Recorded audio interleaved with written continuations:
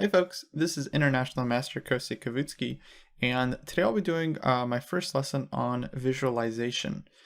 Visualization is a very important component of chess. It's one of the most fundamental skills, and that is the ability to visualize the board very clearly, not only the board in front of you, but the position that you're calculating towards. For example, if you're calculating 1, 2, 3, 4, even more moves ahead, it's very important to be able to physically be able to see the board so that you're able to find the best moves 3, 4 moves down the line.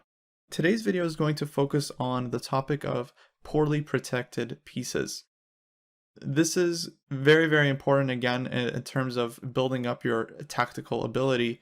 And specifically, we're going to be talking about pieces that are either unprotected or not protected enough. And I'll explain how to look for that. We're going to be looking at a couple different problems today using this topic. Every problem, I would encourage you guys to simply pause the video and try to find for yourself the best move. In this first example, it is white to play and win. So I would encourage you guys to pause the video, look for white's best continuation. Okay, if you want more time, please pause the video now. And here, white is able to win material, specifically a rook, with the move queen to c7 check. Now, this isn't such a hard move to find once you've been given the prompt of white has a way to win material, and of course the topic is poorly protected pieces. The point here is that white gives a check to the king and simultaneously attacks the unprotected rook on b8, meaning white is winning a full rook here. Of course, white started the position down a piece, black is an extra bishop, but after queen c7 check, white will be winning back a rook and will have a decisive material advantage. Now, this problem is obviously very, very simple once you've been given the task of find a way for white to win. But during a game, a lot of times players miss opportunities like this because they're not looking for these opportunities on every single move. When you're playing a game, there's no one, behind your shoulder telling you, oh, you have a good move here, oh, you have a tactic here. It is up to you to kind of stay tactically alert and aware of your possibilities. So how do you do that? The first suggestion or piece of advice I would give is to always, on every single move, have some kind of awareness of which pieces are unprotected and which pieces are protected. And by doing this, this is going to be giving you a better chance of finding the best moves when you have a tactic available. Now in this position here, some of you may have noticed that white has a second option to play rook takes c8, winning a bishop. Now winning a bishop is going to be a good move in most cases, but here it's not the best move because white has a stronger option in terms of queen to c7 check, winning a full rook. So during a game, what I would encourage you guys to think about is no matter what the position is, whether it's a dynamic position or strategic, just have in the back of your mind the sense of, okay, which pieces are unprotected. And then you will immediately notice that the rook on b8 is unprotected.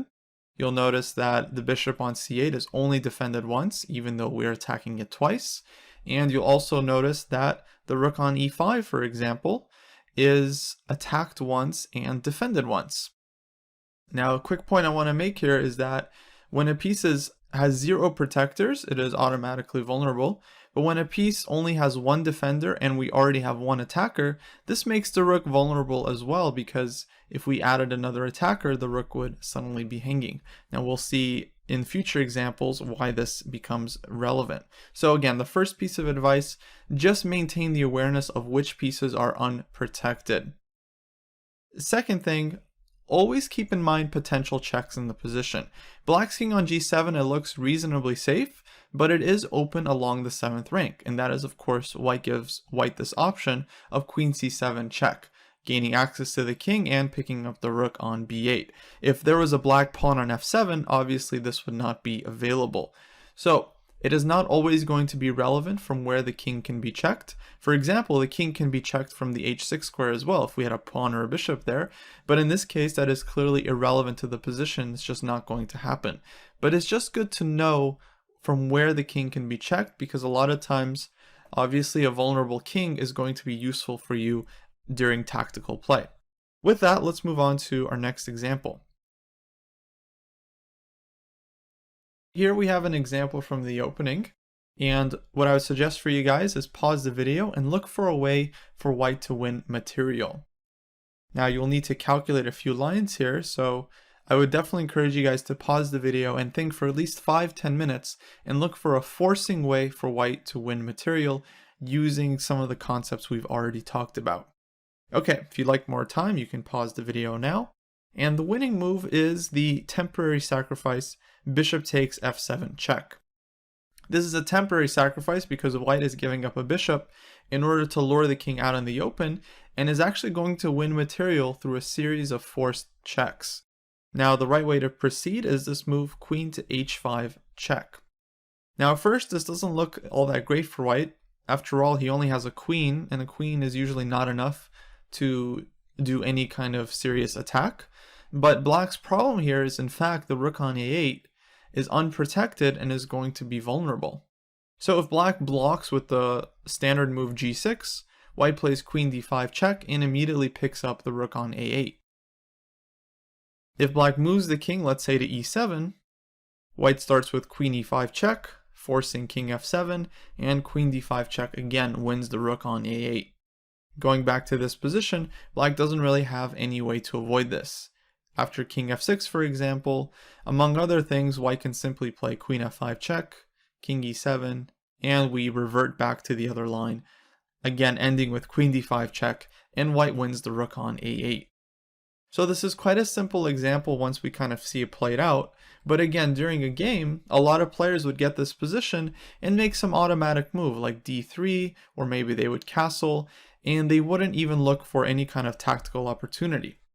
So this is maybe one of the most important points I'm going to make in this video, is that you need to always be aware of which pieces are potentially vulnerable, because this is what's going to give your intuition a sign that, oh, maybe you should look for tactics in the position. A lot of players are perfectly strong enough to be able to calculate bishop takes f7 check, but during a game, once again, no one is giving you the hint that you have some kind of tactic in the position, and that's why it's up to you as a chess player to always keep in mind, okay, just thinking about which pieces are unprotected, and once you notice that, in some cases, it's pretty rare, but in some cases, you'll be able to find a way to exploit that. Last thing I want to mention is that you always want to look for the most forcing options. Here a player might notice that the rook on a8 is unprotected and play a move like queen f3, with the idea of threatening checkmate and then trying to push the pawn to e5 in order to hit the rook. This seems like a very sensible and active idea, but it does give black time to defend against both threats. For example, after a move like queen to e7, black defends against the checkmate, and if white plays e5, in addition to perhaps taking the pawn, although I wouldn't recommend that, black can just play a simple move rook b8, get his rook out of danger, and doing just fine. The reason I wouldn't suggest taking the pawn on e5, just for those who are curious, is that after king d1, white actually would have a triple attack in the position. He's still threatening queen takes f7 check, he's threatening the rook, and we've introduced the threat of rook e1 into the position in order to line up the king and queen. Now, another point I want to make here, in addition to figuring out which pieces are unprotected, the last thing is look for pieces that are potentially useful to target using tactics. When a queen and a king are lined up on an open file, this should always give you some kind of idea of trying to get the rook to the open file in order to create this pin or skewer and win the queen. When the king and queen are lined up on a diagonal, you should look for a way to get your bishop on the diagonal and again create a winning pin or skewer. So, of course, after queen f3, queen e7, e5, black can simply play rook b8 and is defending everything in the position. That's why in the first example, it's much more productive to look at the more forcing ways of taking advantage of black's unprotected pieces. In this case, that is bishop takes f7 check, always a natural tactical move when you can get the king out in the open, and again, white is able to pick up the rook on a8 through a series of checks with the queen.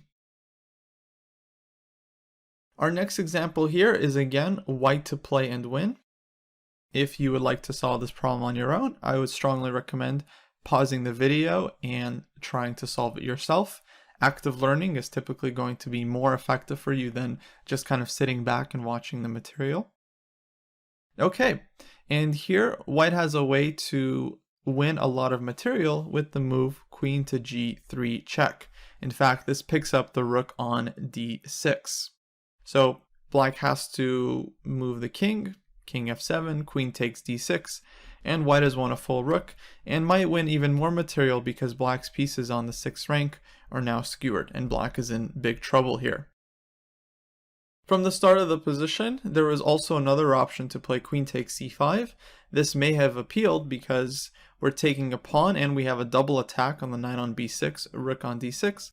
The problem is this is not a check, meaning black has a choice here of moves, and of course the rook on d1 is hanging with check, so black plays rook takes d1, next move will take the queen, and white can resign. White is just completely losing here.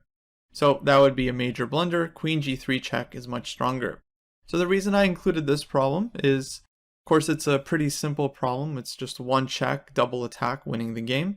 But this kind of brings us back to the point I mentioned from an earlier example, where the rook on d6 isn't unprotected per se. It's protected by the queen on e7, but it's already attacked once by our rook on d1. So from a practical point of view, it's as if the rook is actually undefended, because we're already attacking it once, and it's only protected once.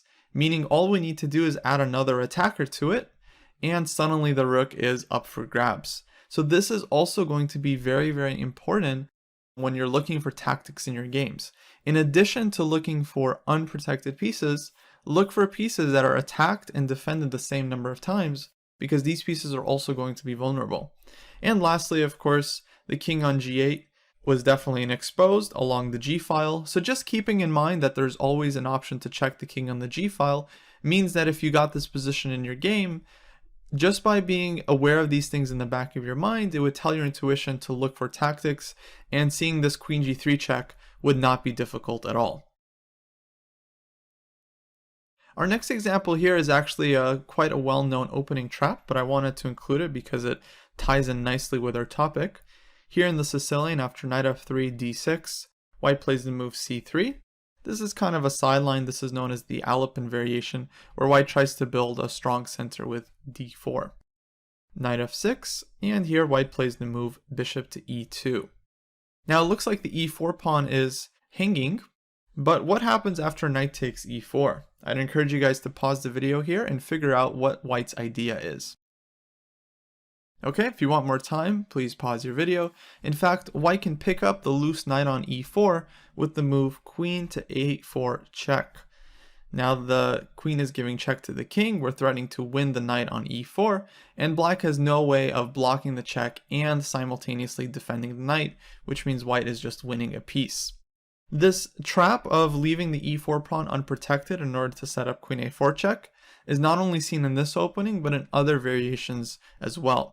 A lot of opening traps involve white's queen coming to a4 check and winning one of black's pieces along the 4th rank. Oftentimes we'll see this bishop on g4 unprotected and the pawn on e6, meaning white plays queen a4 check, black cannot retreat with the bishop to d7, and white ends up winning the unprotected bishop on g4. Of course, the knight can't be on f6 in this case. So keep this in mind when you're playing your games, both for yourself to try and win your opponent's pieces, and when you're defending to make sure you don't lose your pieces to some kind of quick opening trap. Once again, after knight takes e4, an experienced player will immediately see that the knight is unprotected in the center and will already be aware that this king is vulnerable potentially on this diagonal to some kind of check. If you're keeping those things in the back of your mind, even if you've never seen this idea before, queen a4 check is still a move that you should be able to find with ease. Our next example here is black to play and win. So I'd encourage you guys to pause the video and try to find the solution for yourself. Okay, if you want more time, which you probably should because this is quite a dynamic position, a lot of stuff is going on here, I'd encourage you guys to pause the video, but otherwise we'll move on. So here black's queen is under attack from the bishop on d2, and black has a way to win material with a very nice move here. If you are keeping in mind some of the concepts that we've talked about, you would have noticed that both knights on e4 and d4 are currently unprotected. Now we can't play knight takes e4 because our queen is hanging, but after the very strong move queen to e5, the queen is creating a double attack on these knights on e4 and d4. And unfortunately for white, he has no way of defending both knights. Now another move might have been tempting to you, which is the move queen to d5, which also puts a double attack on the knights. But the problem is here, in this case, white can save one of the knights with the move knight takes f6 check. Black is forced to recapture, and then white can either remove the knight from d4 or defend it with bishop c3, and white is totally fine. So what's the difference? Well, the difference is after queen to e5, black is creating a pin on the knight on e4, meaning that the knight can't play knight takes f6, white has no way of saving his knights with tempo, and white is losing a piece. So part of visualization is always keeping in mind the enemy king. Where is the king placed and how are my pieces interacting with this king? If you're keeping this in mind, then the move queen e5, automatically just suggests itself. And here, of course, white has no way of saving the knights and is losing a piece. Our last example here is again from black's perspective, and I wanted to show you guys another common opening trap using this example of being aware of poorly protected pieces. Bishop b5, we have the Ruy Lopez, bishop c5, d3, knight f6, and here it's often very tempting for white to capture the knight on c6, bishop takes c6, because after d takes c5, white is able to take the pawn on e5 with the knight, and black cannot capture the pawn on e4 as it's protected. However, in this case, this is a massive blunder to take the e5 pawn, and I'd encourage you guys to pause the video and figure out why white's last move is losing, meaning black to play and win. Try to find the strongest move. Okay, if you want more time, then pause the video and you should spend some time thinking. Here, in order to figure out how to win material, once again, you have to keep in mind which pieces are unprotected and which pieces are vulnerable. Here, the knight on e5 is obviously unprotected, but there's a lot of ways to attack the knight. Queen e7, queen d6, bishop d6, bishop d4, queen d4. Which of these moves is best? There's 5 different ways to attack the knight. Well, rather than going through each move, what you should first do is look for other pieces in the position that are potentially vulnerable. Now you guys are of course experienced in the opening, at least somewhat. You know that the f2 pawn is almost always a target for black. And for white, of course, the f7 pawn is a major target. Especially because this f2 pawn in the opening, it's only protected by the king, and we're already putting pressure on it with the bishop on c5. If you've been listening earlier, we'll know that this is relevant tactically because it means that we already have one attacker on the pawn, white has only one defender, so if we add another attacker with the move queen d4, suddenly the f2 pawn is under threat. So this queen d4 move is the right continuation. Not only are we hitting the knight, we're also threatening mate in one move with queen takes f2, and white again has no way of defending both pieces. Knight on e5 is hanging, f2 pawn is hanging, knight g4 white would like to play, but black can simply capture the knight and is winning the game. So to wrap up this lesson, keeping in mind the poorly protected pieces or the unprotected pieces in the position, this is going to give your intuition kind of a boost as to when you should look for tactics. Now it takes a lot of time to look for tactics on every single move, but what you can do is kind of train your intuition to kind of figure out the right moment as to when you think there might be tactics available to you in the position. Part of that is, again, always being in mind which pieces in the position are unprotected, which pieces in the position are only defended once and already attacked once, making them tactically vulnerable. I've included a number of exercises for you guys to try and practice your skills. This is, I think, oftentimes a matter of pattern recognition. The more problems that you solve using this theme of unprotected pieces, the more likely you are to kind of spot these opportunities in your own games. Well, until next time, this was International Master Kostya Kavutskiy signing off.